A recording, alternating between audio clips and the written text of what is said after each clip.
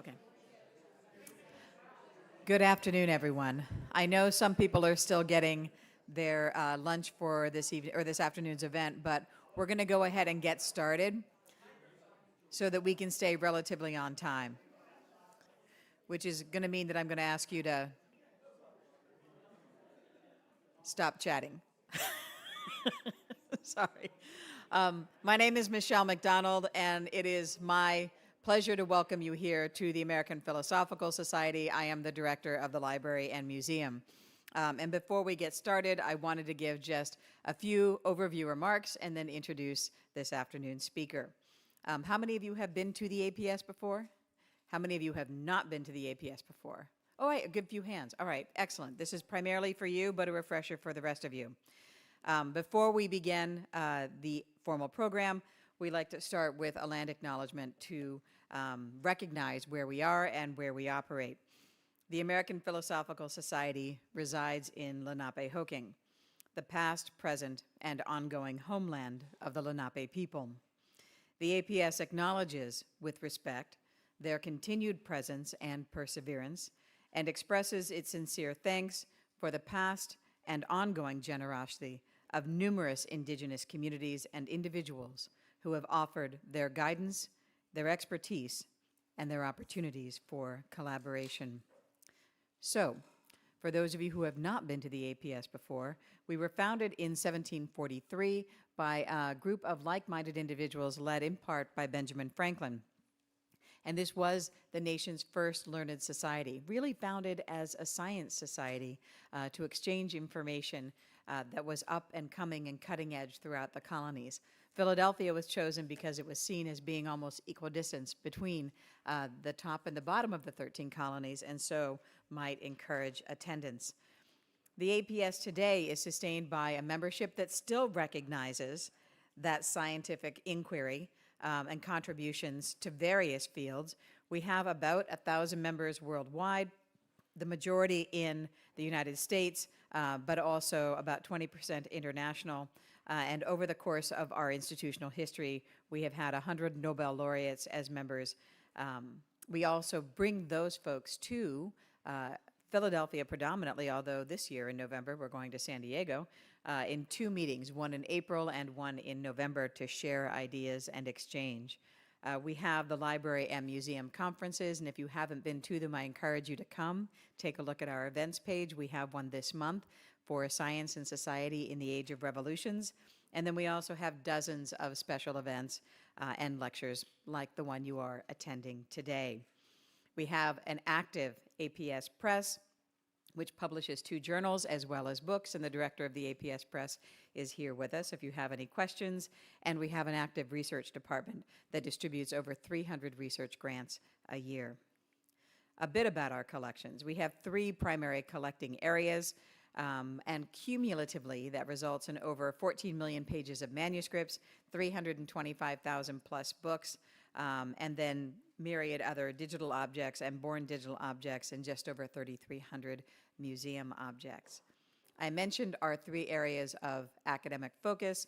These include Native American and Indigenous research, the early American history, and the history of science, each of which is guided by its own center and supported throughout by our Center for Digital Scholarship. And finally, we have our museum. How many of you have been to the APS Museum since the new exhibit opened? How many of you have not been to the museum since the new exhibit opened? How many of the people who raised their hands the first time want to exert peer pressure on those who raised their hands the second time? Right, brilliant.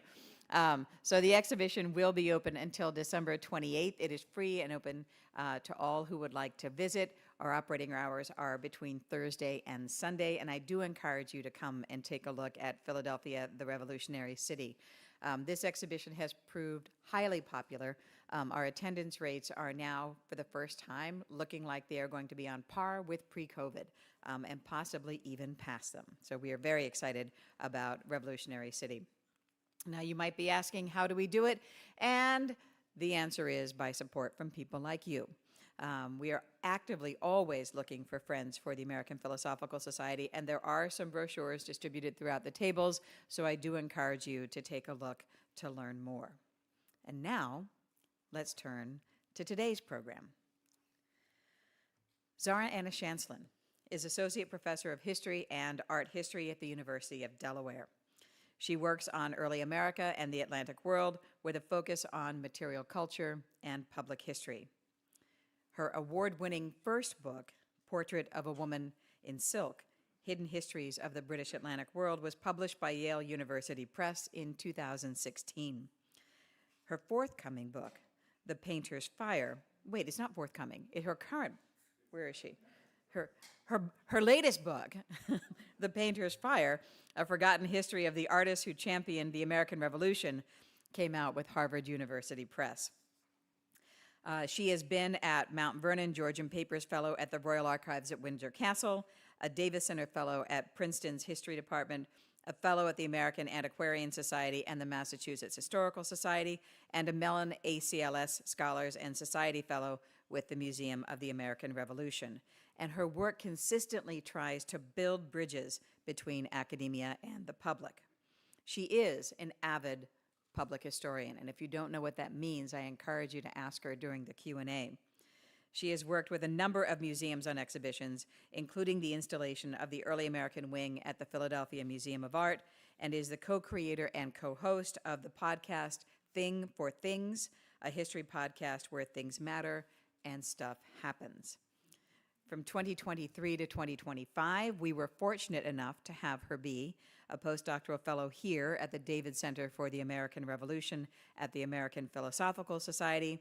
But according to her children, the only cool thing on her CV is that she served as material culture consultant in Lin-Manuel Miranda's show, Hamilton, the Exhibition. She will be discussing her latest book, The Painter's Fire, with us today, which is told through the lives of three remarkable artists devoted to the pursuit of liberty and illuminating new history of the ideals that fired the American Revolution. And before I surrender the microphone, I will also say she has an amazing sense of style. Zara Anishanslin, I welcome you to the podium.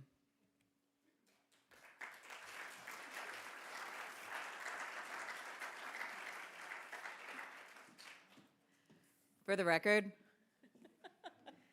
this was on purpose. No, it wasn't. We were both thinking flames. That's what we were thinking. Yes. We're both on fire with our fashion today. Thank you, Michelle. It's always a pleasure to be honored with the introduction by someone whose work you admire, who also happens to be a friend and a fellow fashionista. So it's delightful to be here. Thank you all for coming and sharing your lunch hour with me and The Painter's Fire. Before I begin, I'd like to offer some other thanks, because as Michelle noted, I was here for 2 years, and it's no exaggeration to say that this book would not have come out when it did or how it did had it not been for this fellowship at the APS and the David Center. But maybe I should also say none of the infelicities in the book are at all their fault, so that is a point to make. In particular, I'd like to thank, in addition to Michelle, Patrick Spiro, Adriana Link, Brenna, Holland, Thomas and Jeremy for their tech support today, and for research support. Every single one of the archivists and librarians at this institution is absolutely amazing. And so I'm just going to thank them all in one fell swoop. And finally, I'd like to also add a thanks to Brendan McConville, who's the director of the David Center for the American Revolution, who couldn't be here today. Thank you, Brendan. Last but not least, dessert. I have a wonderful friend, Allison Hewitt, who has a bakery called Only Sweets. You can find it on Instagram, and she is responsible for the fabulous cookies with my book cover on them. So please enjoy their deliciousness and go to her with any of your future baking needs. And now that the advertising proportion of the talk is over, I'm going to begin. So I have absolutely nothing to do with this cover, but I absolutely adore it. And one of the reasons I adore it is that it allows me to buy a lot of orange things to wear to match the flames on the cover. But the other reason I adore it is that I have 2 Gen Z children, and one of my hobbies is embarrassing them whenever possible. And so I like to use this cover as an opportunity to embarrass them by saying, "Isn't this cover absolute fire?" And they just cringe, and I gave a talk where my daughter was and got to see her in person blushing horribly, so it was worth it. It's fabulous. So today I'm going to talk about a history of art and politics in the American Revolution that does take us to how we remember the Revolution, particularly through the things we choose to collect and display in archives and museums like those at the APS. But, perhaps contrarily, I'm going to start with a piece of art that no longer exists, because it was most likely lost at sea. And I'm not going to begin here in Philadelphia or New England or Virginia or any of the other usual suspects. Instead, I'll begin in London, more precisely in London's Royal Academy of Art. So picture the scene, the Royal Academy of Arts in London, its opening year in this new house, 1780, crowded with pictures, as this later depiction of it shows. Now, among these hundreds of crowded together portraits were new ones of King George and Queen Charlotte by Benjamin West, and here you see the queens. The king and queen themselves were there to view their new portraits, but also because they were the patrons of the Royal Academy. And so this makes the fact that one of the portraits in the show that was always singled out was particularly titillating since their majesties were present. It was the debut painting entry by 22-year-old Joseph Wright, a promising award-winning Royal Academy student, notable for being one of the first Americans to study there. So this was his first splash onto the art scene. This is a big deal. This is a juried show. You have to be selected by a group of jurors to participate. Not every artist who wants to gets invited. He was. And although his portrait was just one of many paintings in the show, it was one of the most widely remarked upon pieces that year. So his entry showed his famous mother, American wax sculptor Patience Wright, whom you see here in another image of hers that was published in a popular magazine, modeling a head on her lap. So she was absolutely famous in London at this point.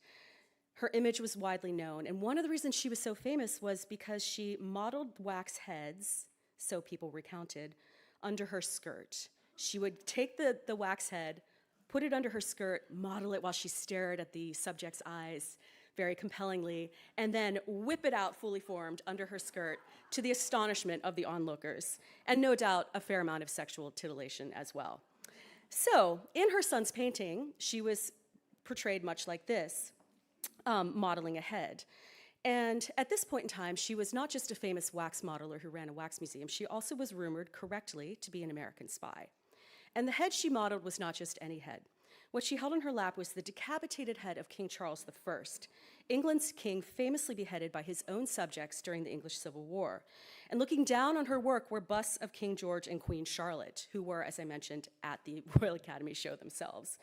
It was, as everyone who saw it knew, a portrait of regicide, and it created an absolute sensation. But reactions to it varied widely. And this is something I found completely fascinating when I was researching this in London, because this is 5 years into the war, 5 years after the Battle of Lexington and Concord kicked things off. And yes, of course, some people in newspapers and letters called it an insult to decency and treasonous, but others saluted it in newspapers as well as private letters as an entertaining defense of constitutional liberties. So the clashing opinions and its remarkable presence at London's Royal Academy at all remind us that the war we now call the American Revolution was fought on both sides of the Atlantic, by artists as well as soldiers, and in the courts of public opinion as well as on the battlefield. And I think you get a sense of how this was received in the broader public, though, by Joseph Wright's self-portrait on the left, which he published not long after his painting was exhibited in the Royal Academy, in which he looks rather defiant, and he's titled it at the bottom, Yankee Doodle or American Satan. So that's how he is styling himself. But art, like many things, doesn't always survive the havoc of history, and what's preserved in our museums is only a very small bit of what was once created and seen. Wright's portrait of his mother, for example, survives only in archival documentation that I've referenced, like letters and newspapers. It has to be imagined because it can't be seen. It likely, as I mentioned, was lost at sea. In 1781, Joseph Wright left London for Paris, and then in 1782, with the help of the Wrights' good friend, Benjamin Franklin, first mentioned, maybe people can keep track of how often I talk about Franklin in this talk, he made plans to return to the United States, sailing on a Boston-bound ship. And among his possessions that he brought with him were the painting of his mother, but also the portrait of Benjamin Franklin that became this later print. So this is Joseph Wright's image of Franklin here. So Joseph Wright set sail with his art on a Boston-bound ship. After a 10-week journey, battling gusts of snow-filled wind, on its last day at sea, the ship approached the Maine coast and ran aground on a pile of rocks. Although the passengers managed to make it ashore, much of the ship's cargo, including Wright's paintings, was lost, washed out of the ship's hold or sunk below the waves. And so Joseph Wright's portrait of his mother holding the decapitated head of Charles I sunk under the Atlantic. But though it's physically lost, it offers an invaluable window into the revolutionary past. And I'd like to suggest that it's a metaphor for how we can think about history writ large. Because much as we can dive to retrieve shipwrecked things from the bottom of the sea, We can tell histories that allow us to see previously submerged stories about the past. And just because they're submerged or hidden doesn't mean they're not there. And in The Painter's Fire, I bring these revolutionary portraits up from the depths of the past and into the light. And this allows us to see a new transatlantic history of the American Revolution and the creative people who made it, one that transforms the way we think of the nature of patriotism then and now. And this art and these artists are important to this story because the American Revolution was not just fought in the colonies with muskets and bayonets. On both sides of the Atlantic, artists armed with paint, canvas, and wax helped create revolutionary ideals. They ranged from London to Boston, from Jamaica to Paris, and from Bath to Philadelphia. And although they're largely forgotten, they boldly risked their reputations and sometimes their lives to declare independence. And at the center of this are the lives of three remarkable artists devoted to the pursuit of liberty: Robert Edge Pine, Prince Demah, and Patience Wright, Joseph Wright's mother. And in part because of who they were, women, men of color enslaved and free, and Britons living in England for the duration of the war, these patriot artists were excluded from formal political or military power in America. Instead, they fired shots against the king on the walls of the Royal Academy and used wax museums to run international spy rings. They used their talents to inspire rebellion, define American patriotism, and eventually help fashion a new political culture. And together, their experiences testify both to the promise they'd bought into the philosophical ideals of liberty and equality in the Revolution, but they also testify to the limitations of liberty in the founding era, because as women, Black people, and immigrants, they were part of groups of Americans who have taken decades and centuries at times to attain those promises of liberty and equality.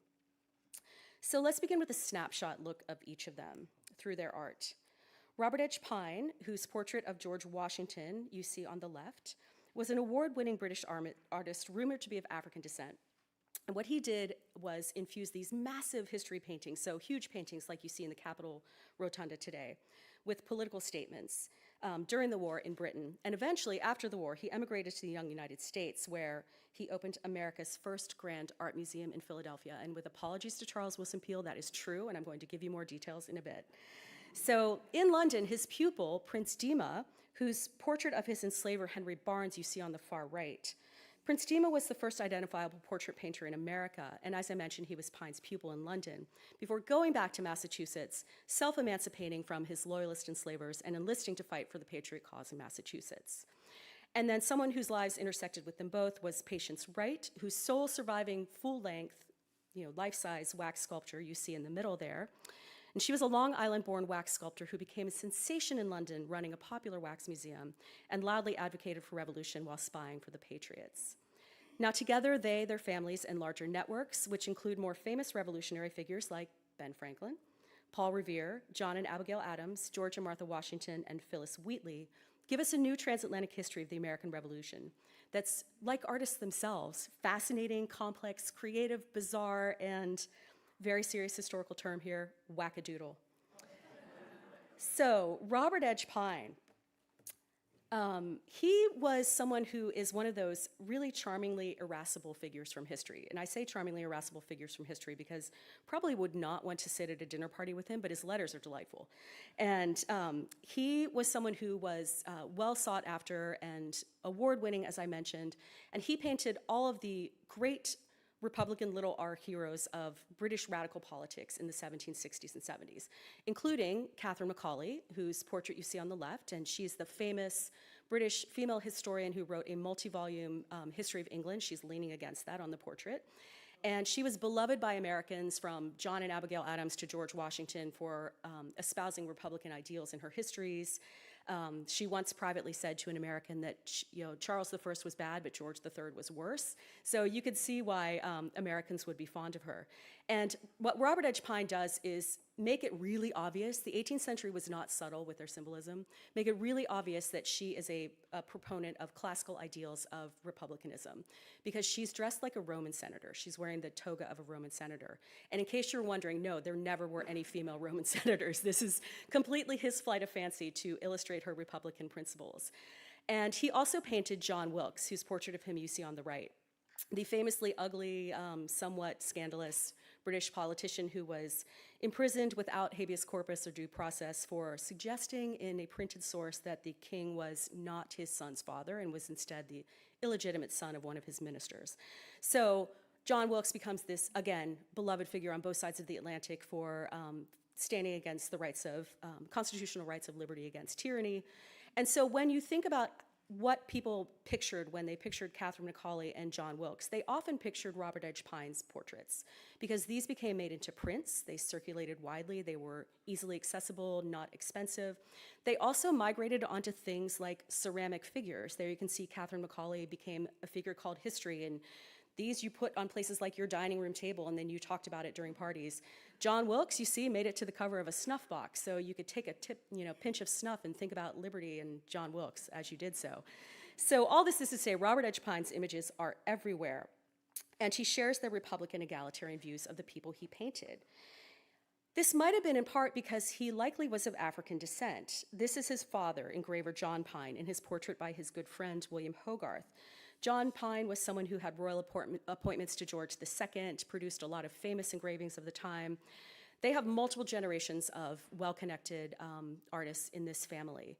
And so this is where then Prince Demah finds himself enmeshed in this family in 1770 to 71, when very improbably he goes from being enslaved his entire life in Massachusetts to study with Robert Edge Pine in London.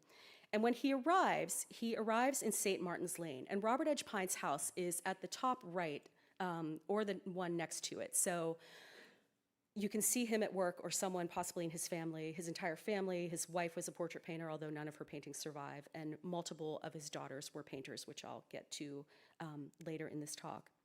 So St. Martin's Lane is important to this story because it is the absolute epicenter of London's art community, of the British Empire's art community. It bustles with artists and artisans, women as well as men, painters, sculptors, engravers, and cabinet makers like Thomas Chippendale, who I'm sure most of you have heard of. And so their skills and shops make this little enclave within London really famous. And so this is where Prince Demah, this enslaved artist from Massachusetts, finds himself training in 1770 to 71. And this must have been a strange change indeed for him, because in Marlborough, Massachusetts, he was one of only 5 enslaved people. And whereas John Singleton Copley in Boston refused to train Demah on account of his race when he was asked, Pine worked with Demah without charge, as he told his enslaver, on account of his genius, but I also think because of their shared heritage. And they also had shared political views, because while Demah was training with Pine, Pine was working on this painting, which got turned into a print. Now, this is the history of a famous scene from the year 1278, and yes, I did just say the 13th century. 18th century Britons loved thinking about medieval times and the lessons they had to give us. And this shows the Earl of Warenne with his sword drawn, defending his property by force if necessary against arbitrary seizure by the king. And so the political decisions both Demah and Pine later make to fight with the patriots and side with the patriots against the king makes me wonder what they talked about in Pine's studio while they were working together on this painting, which sends such a timely message about current politics in Britain's North American colonies, where, of course, there also was a lot of obsession about a tyrannical king seizing property without due process.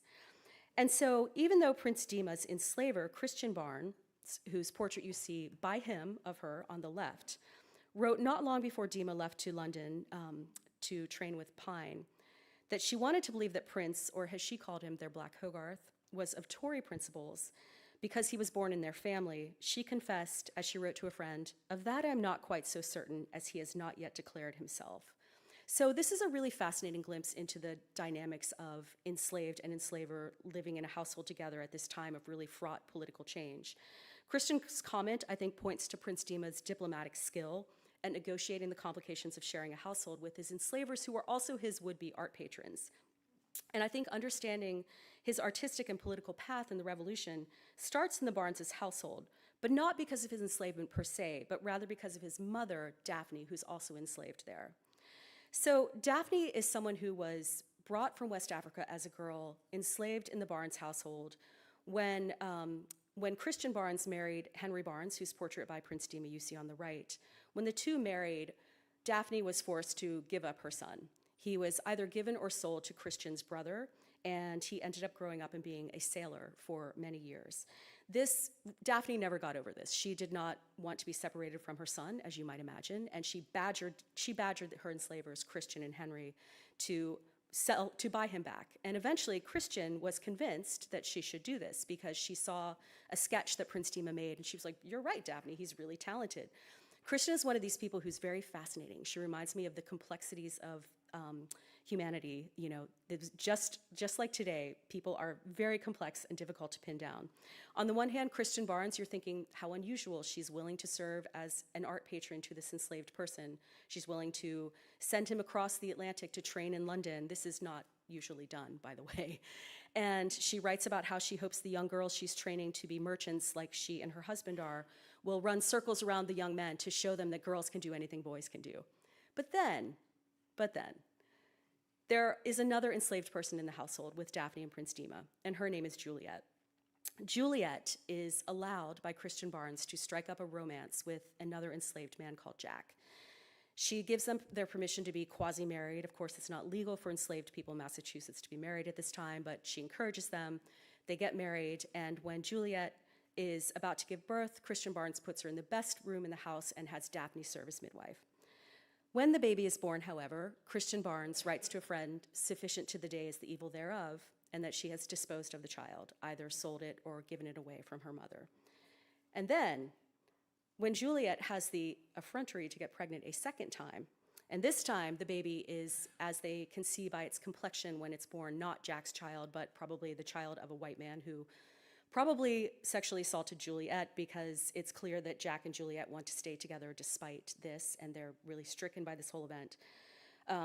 Christian Barnes not only sells the baby away, but Juliet too, and she disappears from the historical record. And so I raise this to say, you can imagine then why Prince Demah might keep his silence about his political view in this household, because as time would tell, he was in fact a patriot. And by contrast, Henry and Christian Barnes were the staunchest of Tories or loyalists. And Barnes, in fact, was one of a handful of British area merchants who refused to sign any local non-importation agreement. And because of this, he was regularly called out in town meetings, newspapers, and eventually things took a violent turn. First, men break the windows at a pearl ash works that he owns. Then they attack a wagon full of goods, including what was then a super valuable commodity, pepper, abused the driver and stole its contents. And then the next day, they hung an effigy with a paper pinned to its breast that called Henry an infamous importer on a hill within sight of the Barnes' house all day before burning it that night. Also that same night, local patriots, who were the Barnes' neighbors in Marlborough, stole someone's horse from a nearby stable, tarred the horse, its saddle and bridle, and then mounted an effigy on its back, set him loose around the town with the paper pinned to the breast, which was summed up with wishing all of the Barneses in hell. So this is the only recorded instance of an animal being tarred and feathered during the Revolutionary era, and anyone who knows anything about horses or horse hair can imagine what tar does to a horse's hair. And no doubt this made a lasting impression on the people who saw it, not to mention the horse. But for those of us looking back in time, I think it's a chilling reminder of the violence that simmered below the surface, practiced by patriots often in the American Revolution.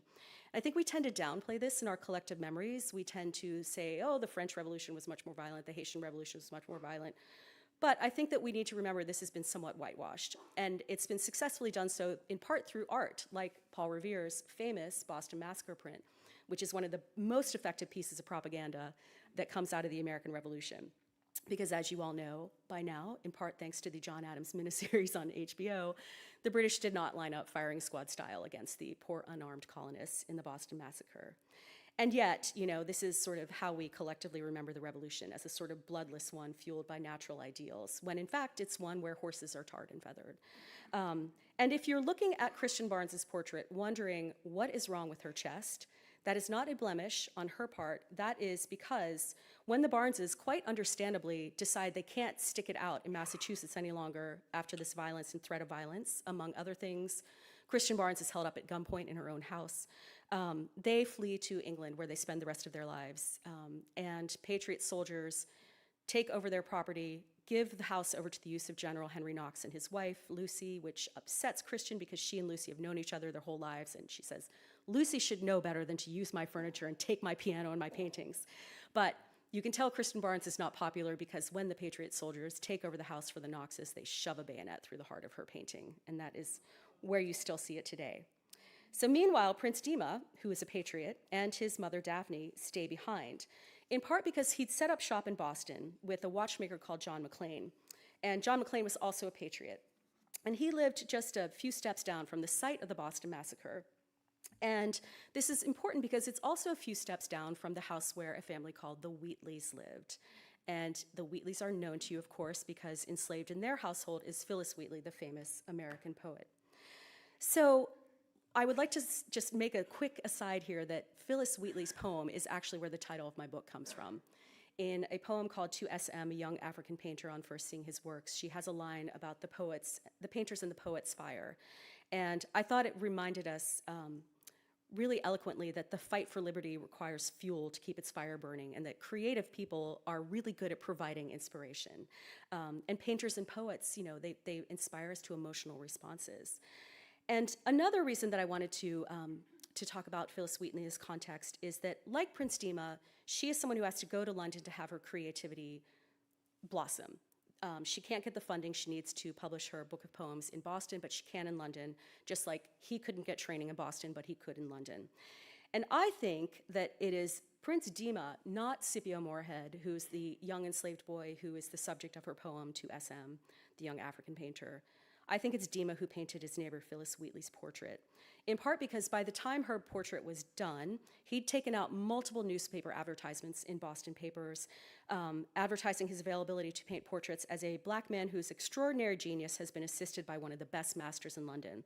And knowing how careful the Wheatleys were about managing Phyllis's appearance and image, I find it really hard to believe that they would let an untrained teenage boy paint her portrait as opposed to the professional portrait painter who had been trained in London. And in the end, though, it's impossible to know whether it was Demah or Moorhead who painted Wheatley, but I'd like to just pause and say, how cool is it that her famous portrait was likely painted by an enslaved man nevertheless, and that not just one or two, but three black creative geniuses of note live within a few minutes' walk of one another in Boston. And I pause on this because I think it's an important reminder that talented and determined black creative people were not oddities in colonial America, despite the odds stacked against them. And I think another proof of this is that people seem to love Prince Demah's work. Much of it, of course, has been lost, sadly, or is floating around in some New England attic somewhere. But one portrait that does survive, that we know is cherished, is this portrait of Scottish merchant William Dogood. And he's a merchant who imports all sorts of things from around the world, which is symbolized by his Indian chintz banyan that he wears, his dressing gown. He also has on his shirt a brooch that's made of red garnets, which, like the heart shape, is a symbol of love and affection. It's also a sign of his Scottishness. So this is a Lucan Booth, or a witch's heart brooch. And if you have more questions about that, I'm going to refer you to Roderick MacDonald, who's in the audience. But what I love about this is that this portrait and its brooch descended in the same family for centuries. So they obviously cherished this, even though they knew it was the work of an formerly enslaved painter, because on the back, he signed his name, Prince Demah Barnes. And one of the reasons I love this as well is that it gives us proof that he thought of himself in a very specific way that was tied to his mother's West African heritage. Because during the war, when the Barneses flee to England, he enlisted in a Massachusetts militia company known as the Train, and he enlists with the surname Demah. He drops the Barnes, and if you look at the signature, you could see it's Prince Demah, teeny tiny Barnes. So I think that's a little Freudian slip on his part there.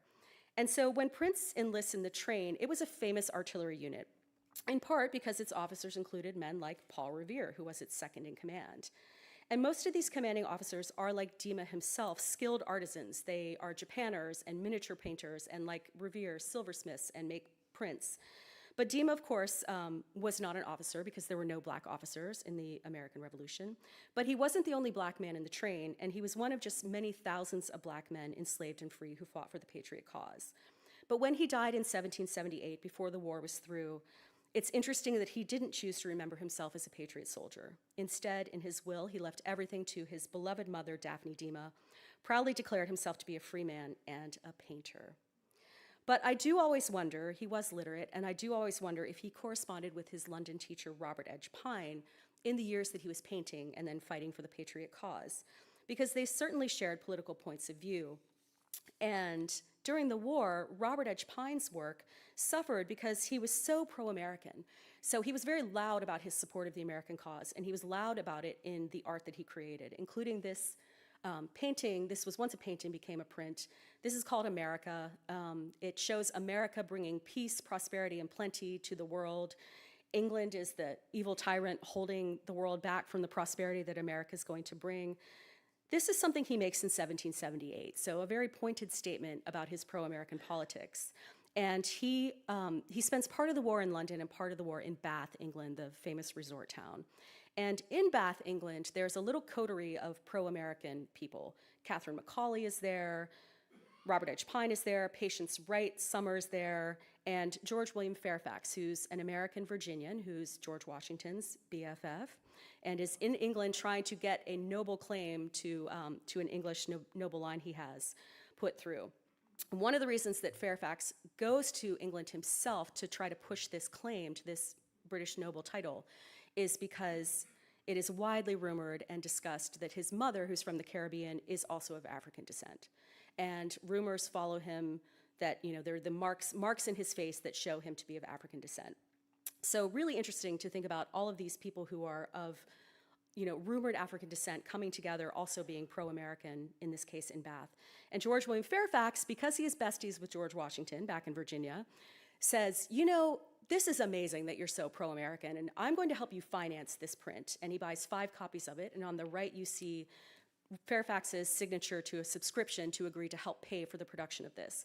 He buys 5 copies, he sends one to George Washington, and says, you've got to get this guy to America. He is such a friend to liberty that he has tanked his artistic business, and he has an amiable wife and 5 amiable daughters besides. So you really need to get him to come to America. He's an amazing artist. He wants to paint the great revolutionary moments.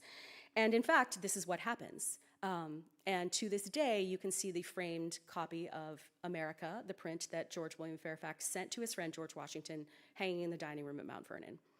So before Robert Edge Pine takes up the Washington's invitation to come to America, though, he paints his friend's portrait. And his friend, Patience Wright, you see there, the famous waxmaker we started this talk with.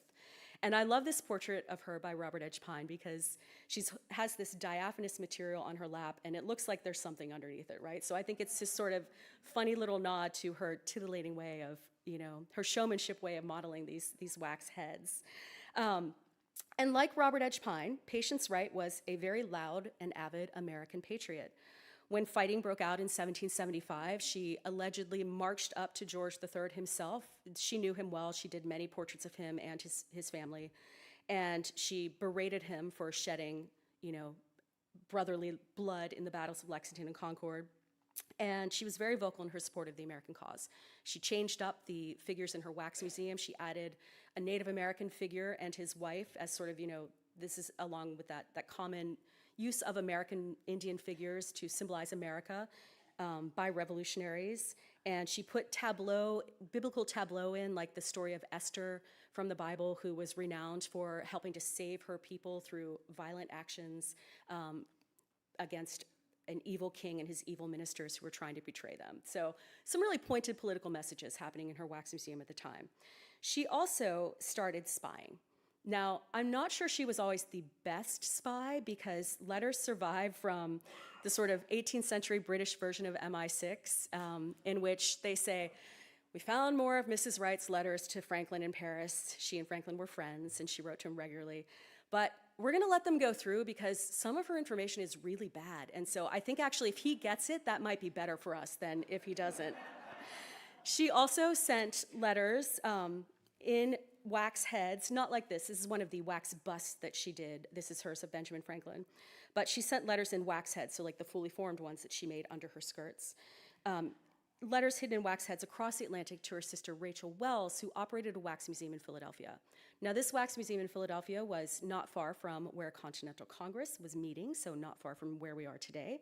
And it was frequented by members of Continental Congress. John Adams went, and he noted that it was not to his taste because he felt like he was walking among a sea of corpses. But she also used her wax figures to send political messages, and she passed along these letters to members of Continental Congress that her sister had hidden in the head. Now, in her political endeavors, Patience Wright was aided by not just her son, Joseph Wright, who began the talk, but her 2 daughters. She has 2 daughters, Elizabeth Wright Platt is the elder who's in London. She also is a wax maker. She helps her mother in the wax museum, and then she goes on after the war to move back to America and set up a wildly successful wax museum in New York that also has a traveling component. So thousands and thousands of Americans saw her work, including this bust of George Washington. But during the war itself, in London, she helps her mother in their cause to help American prisoners of war. So during the war, there are thousands of American prisoners of war in England. And because of something called the Treason Act of 1777, they are imprisoned far away from America in these often bespoke build prisons that are so horrible that the conditions force them to do things like get snails out of the walls to eat, and ground up bones in the ground to make broth. And the reason they're stuck in these prisons is that the Treason Act of 1777 revokes habeas corpus and due process for Americans who are fighting for the patriot cause. And so Patience Wright is vocal in her support of trying to get due process reinstated for these Americans and trying to get them money to ease their woes. Among them, the most famous is the first test case for the Treason Act, a guy called Ebenezer Smith Platt. And one of the amazing things in the collections here at the APS, this is the only one I've been able to find anywhere, is this rather large pamphlet called The Case of Mr. Ebenezer Smith Platt, Merchant of Georgia. So this is a 4-page pamphlet which details how horrible his imprisonment was. He was seized in Jamaica because he was identified by someone in Jamaica for having participated in seizing cargo off of a ship off the coast of Georgia from a British ship. He's hauled off by the Royal Navy in chains without any due process whatsoever, hauled off by the Royal Navy, mid-Atlantic, is transferred multiple times, once he reaches England, is shuffled from ship to ship so that lawyers can't find him to issue a writ of habeas corpus, finally makes it ashore, and poor Ebenezer, the Treason Act is passed right when he makes it ashore. So he languishes in Newgate Prison, an infamously bad prison in London, in chains, in shackles, for about a year and a half. And people are agitating to help get him freed, including Patience Wright and Benjamin Franklin. And the reason this survives at the APS is that Elizabeth Wright slips it into a letter she writes to Franklin asking him to please help poor Ebenezer Smith Platt. And I think she had more than one reason to want to help him, because you might have noticed she becomes Elizabeth Wright Platt, because as soon as he's freed, she and he get married, skip his bail, go to France, and Benjamin Franklin sends them back to America. So this is one of the archival jewels that the APS has. Now, her other daughter, Phoebe Wright Hopner, I think exhibits the fact that even within families, there are divided loyalties within this revolution, or as we might better say, civil war on both sides of the Atlantic. Phoebe Wright Hopner, the younger daughter, was beautiful, as you see in the portrait of her on the left. Benjamin West often used her for his history paintings. You can see there that she is the model for Rebecca in this portrait that he is, this history painting that he has done of Isaac's servant tying the bracelet on Rebecca's arm. And she happened to marry the artist who made the portrait of her on the left, her brother's friend from the Royal Academy, John Hopner, who's the historical hottie in the middle there. And John Hopner is interesting because he is rumored to be the illegitimate son of King George III. And there's, of course, no evidence to back this up. However, it's a persistent rumor, and the fact is his entire life he'd received an allowance from the king. The day after he married Phoebe Wright, the daughter of the American spy, Patience Wright, his allowance is cut off. And he is sort of at odds with the king for the rest of his life, although he is the royal court painter to the Prince of Wales, so not a shabby substitute. But so interesting to think about this one family. You have this American prisoner of war and then this illegitimate son of George III combined in this one American family that is practicing espionage that's widely known. The last point I want to make about the Wrights is that both girls are helping their mother, and they're helping their mother in the wax museum. Here you see this, as I mentioned, sole surviving full-length wax figure that Patience Wright did. This is of William Pitt, the Earl of Chatham, who was famously pro-American, probably more pro-American than he was in the minds of Americans, but nevertheless was, spoke out against things like the Stamp Act. And he famously died while giving an impassioned speech on the House of Lords, collapsed on the floor. This is him dressed in the robes in which he collapsed and died.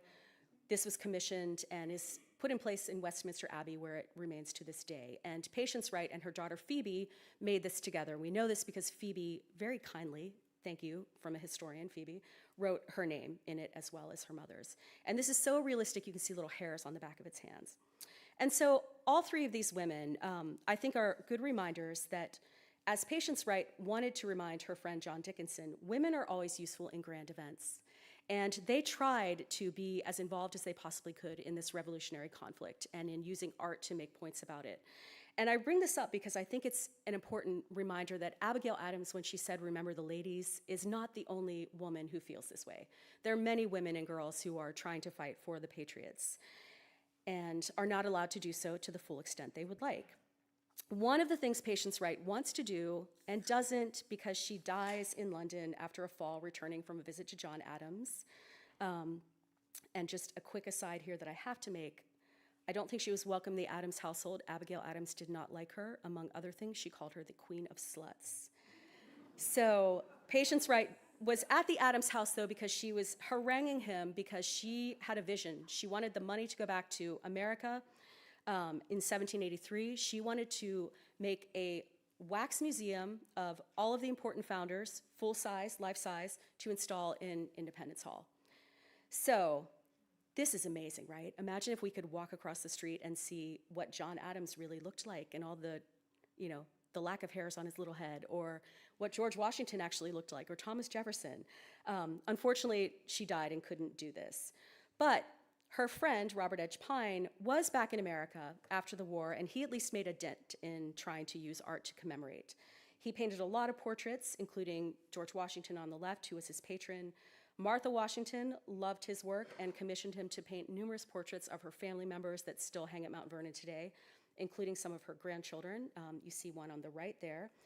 And one of the reasons he was so prolific at painting portraits was that his daughters, including his daughter Charlotte, whose portrait you see on the left, helped him. They were like an assembly line of artists. So he would paint the head of the sitter from life, cut it out, paste it onto a canvas, bring it back, and then his daughters would paint the rest of it. And I think you can see this no one else does this. This is very weird, but I think you can see this technique in the portrait of Robert Morris on the right, where the halo is actually where his head is sort of, and in badly conserved versions of this, you can see the head really popping off the canvas. But so, all of these portraits I think should actually be called portraits by Robert Edge Pine and daughters. And so even though the results are a little stiff, I still think you can understand why Martha Washington would want them, because before Pines, what she had were these feral children that were painted by John Wollaston. So you can imagine this is the most important British painter to ever come to America. No other award-winning British painter had come to America. So at the time, he's seen as much more important than Trumbull or Peale or any of the painters that we remember today as integral to the American Revolution. And one of the reasons he was so influential at the time is that he does, in fact, open America's first grand art museum. Robert Morris builds him a bespoke mansion. There's an entire second floor in Philadelphia that it becomes this huge art gallery. It has things like a scandalous copy of the Venus de Milo, his history paintings, his paintings of Shakespearean scenes like the one you see on the right. Antoine Houdon leaves his bust of Franklin there for people to see until he takes it back after a while. And one of Charles Wilson Peele's 853 children, I think, puts it best. Rembrandt, he says, compared to his father's small gallery in their home, which at the time was just some portraits and some natural history specimens in a room. He said, "When I entered Mr. Pine's spacious salon, I was astonished at its magnitude and the richness of the paintings which covered its walls."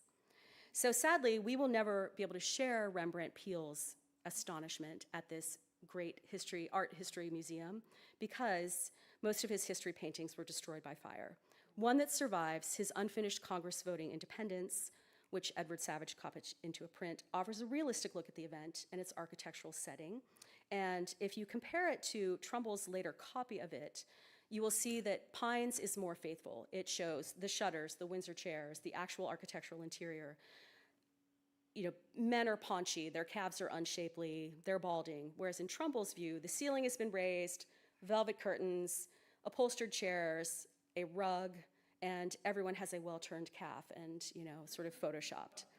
So the reason I point this out is not to cast any shade on Trumbull. I love Trumbull, but this is heroicized. and that is a realistic depiction. And so imagine how our understanding of the revolution and its patriots might have been altered had Robert Edge Pine's art survived, had Patience Wright's art survived. And by the way, their art went up in the same fire, which I had to talk about in the Q&A. And had Prince Demah continued to live long enough to make art after the war ended. What we would have is a gallery of lifelike colored wax figures of founders to rival Madame Tussauds right across the street.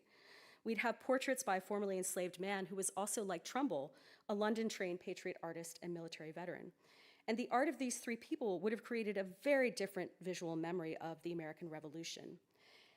And so the intertwined lives of the patriots in this book, I think, remind us that the popular image of a patriot in the American Revolution, of a white man writing a political pamphlet or leading a battle charge within the continental United States, is obviously an important part of the story, but it's only part of the story. And Revolutionary era patriotism was far more cosmopolitan, geographically broad, and diverse than it's often remembered to be. The patriots who dedicated themselves to the cause of American liberty included Black and mixed race people, women, people from outside what became the national borders of the United States, and people who practice delightfully idiosyncratic politics through art, popular culture, and espionage. And as we approach the nation's birthday in 2026, the 250th, the lives traced in this book remind us that we should continue to revise our collective memory about who American patriots were, what they looked like, where they fought, and with what weapons. And I think if we seek to reimagine what patriotism meant during the American Revolution, we not only better understand the past, I think we also are better able to come together in places like this so we can have conversations about that past that can move us forward together as a diverse nation. Thank you so much for your attention, and I look forward to chatting. Thanks.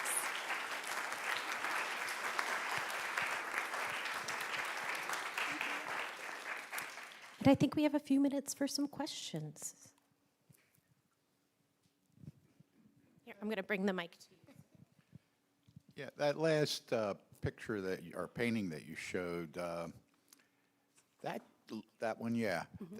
That looks like what they have over at the Constitution Center, those statues and everything. Is there any relationship there? I don't know because I'm not sure who designed that, but I wouldn't be surprised if they used these paintings, although I think this would be more likely. But if those paintings were used as models, that would make sense. I mean, I've helped design statues like this for another exhibition, and usually they do a combination of, they want paintings to reference, and then they want you to give them things like how tall they were, if you know what their sort of body shape was like, et cetera. So it wouldn't have just been copying the paintings, but that's probably part of what the designers used.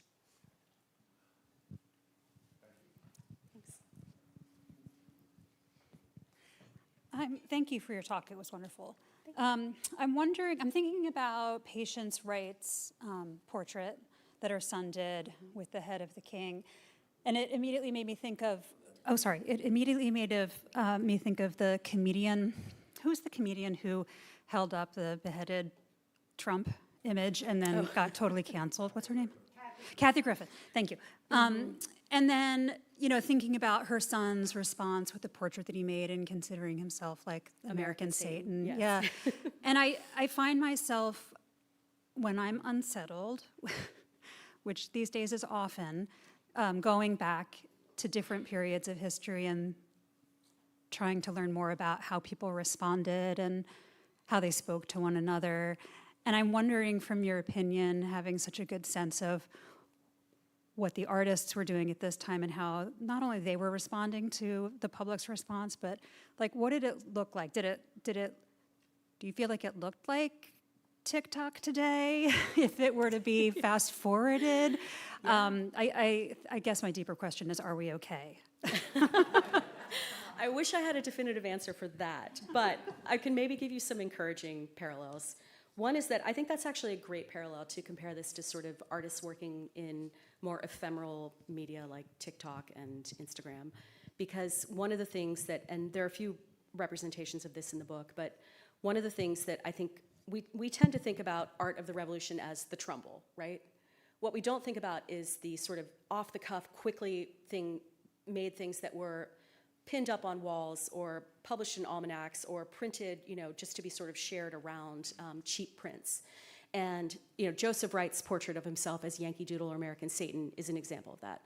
So too, right after his painting at the Royal Academy of Art went up, these British printmakers, Joseph and Mary Darley, published a print called The Heads of the State in the Wright Situation, W-R-I-G-H-T, which showed Patience Wright standing like this, kind of laughing at a bunch of beheaded heads stuck up on spikes of British ministers. And that was a print that was churned out cheaply and available. So I think that the art that was made at the time was much less Trumbull than it was sort of cheeky political satire that was very pointedly poking fun at various politicians and using very clever symbolism to sometimes evade the exact, you printed the name of Lord Boot. No, you didn't. You used a boot, right? And so that could be anybody's boot, right? But so I think it's really, the reason I think it's encouraging is that these are everyday people who don't have a formal political or military leadership role. And they're the ones who are firing up public opinion, and they're making a real difference. And one of the reasons I love to start with that decapitated head portrait, other than the fact that, it's decapitated head of Charles I, is that it's 1780 and people are still divided in their public opinion, and art is whipping people up to an emotional response in favor of the patriots within the walls of London's Royal Academy. And what could be more improbable than that? So the reason I think that's hopeful is that I think that it's not just the people in formal institutional power who ever have all the power, and that revolutions are driven by emotion. And I always like to say, no one reads Montesquieu and then grabs a bayonet and goes out in the street and starts stabbing people, right? I mean, Montesquieu's important, but people do get fired up when they see Revere's massacre print in a very emotional way. And so I think that that's encouraging, because I think there's a way that art, I don't think it's accidental that today artists continue to be at the vanguard of pushing the boundary when it comes to political satire and protest.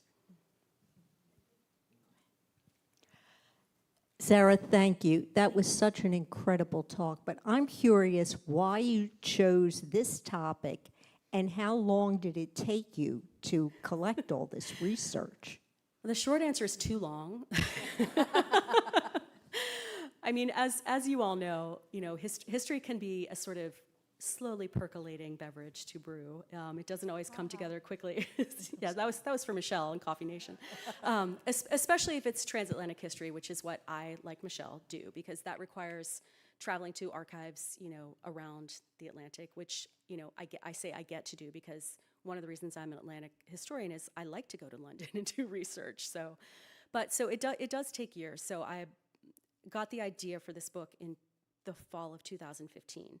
And then I didn't really start working on it, diving deep into it until the following year. And so, because I'm a professor, it would be summer trips here and there and then putting it together.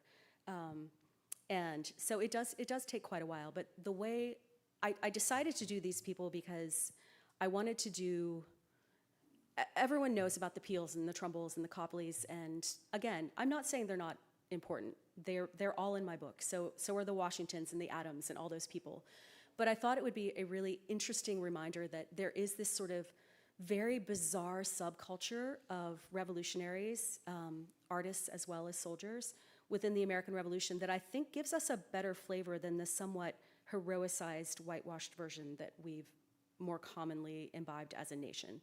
And so I think it's really intriguing to remember that there are pro-American voices who are willing to do things like put a portrait of an American spy holding the decapitated head of Charles I where the reigning king and queen will see it. I mean, that's pretty bold, So I felt like telling their stories was important, and I sort of felt like I owed it to their voices to bring them, as I mentioned bring them out of the depths and into the light, because they really they did some dangerous things to try to help make this nation become a reality, and I'm happy to tell their stories. Can I ask a quick Yes. follow-up? So was, given the topic and the timeliness of its publication and the question that you just answered about the research process, had you intended this book always to be on the lead into 2026, or was that a happy accident? That was on purpose? Yes, no, I did intend this to be in the lead-in to 2026, although honestly I thought it'd be 2024 when I first thought of this, but that's fine. 2025 is good. It's good. And as I mentioned, thank God for the APS, because that is what got me to the finish line. But I did always want this to be pre-2026, because I'm hoping that it can help to sort of recalibrate. This is written for a popular audience, and I'm hoping it can sort of help to recalibrate common understanding of what American founders were like and what the patriots who fought for the revolution were like, and to think, to be reminded that Abigail Adams is not alone in being a woman who wants to be active in this cause, that Phyllis Wheatley is not the only creative Black genius who's using her art to further American patriotism, to really sort of recalibrate our common understanding of how diverse this group of founders was.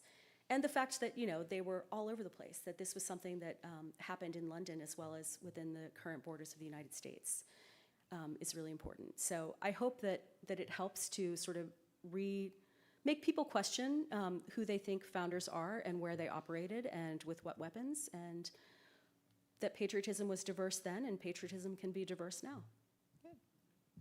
Well, please join me in thanking Zara for this fantastic presentation. Thank you so much. And if you're interested in learning more, we do have her book for sale at the back of the room. I urge you to purchase a copy, or 2, or 3, 4.